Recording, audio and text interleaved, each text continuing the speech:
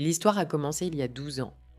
Une jeune et belle chercheuse allemande est venue en Tanzanie pour travailler et est tombée amoureuse d'un guerrier Maasai. Elle a choisi de vivre avec lui dans une petite hutte dans la jungle sauvage, laissant derrière elle tout le confort et la belle vie qu'elle avait par amour. Que leur est-il arrivé 12 ans plus tard et à quoi ressemble leur fils aujourd'hui? Regardez la vidéo pour le découvrir. N'oubliez pas d'aimer la vidéo, de vous abonner à la chaîne et d'activer la cloche pour être averti lorsque je publie une nouvelle vidéo. Continuons. Stéphanie Fuchs était une fille européenne ordinaire. Elle est née à Francfort, en Allemagne, en juin 1986 et a été élevée par une mère célibataire qui était venue de France en Allemagne à l'âge de 19 ans seulement.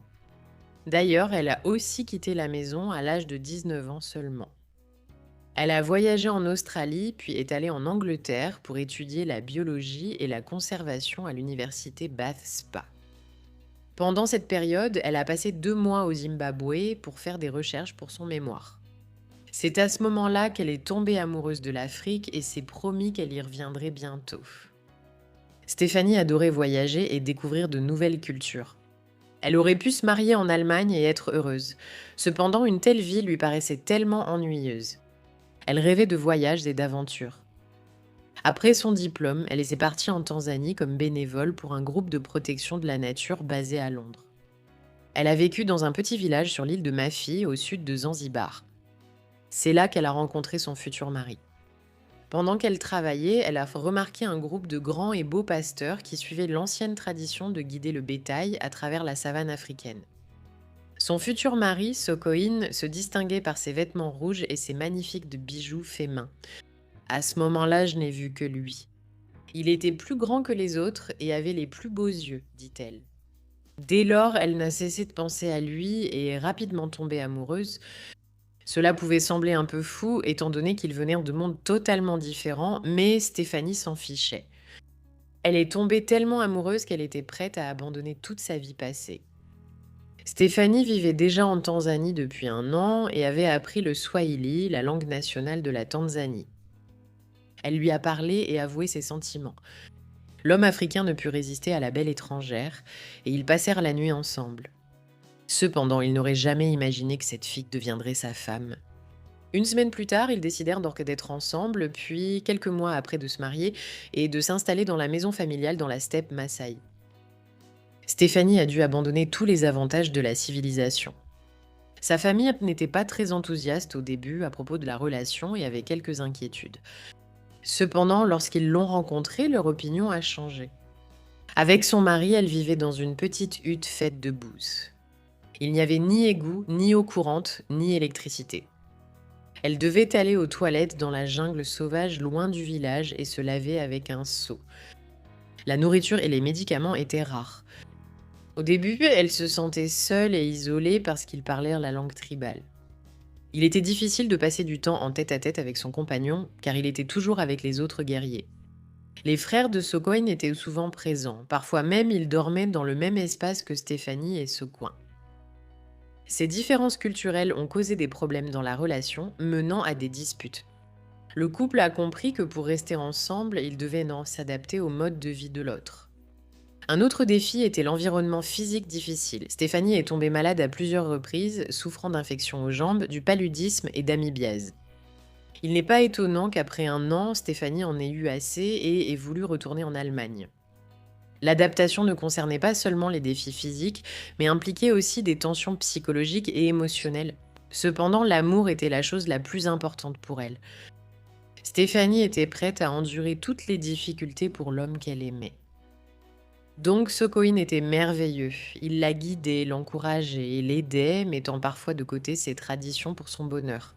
Sa famille était également très gentille avec elle et l'aidait à s'adapter à la nouvelle culture.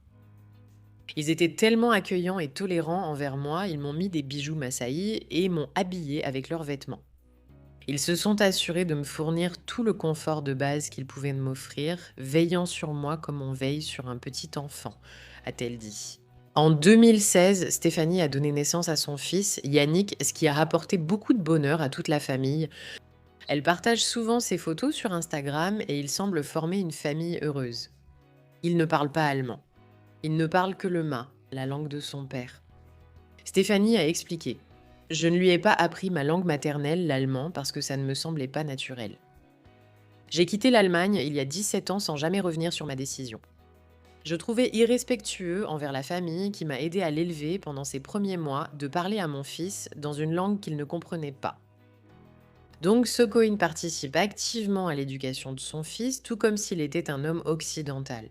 Dans la culture massaï, c'est généralement la mère qui a la responsabilité d'élever l'enfant. Mais le mari de Stéphanie remet en question ce stéréotype.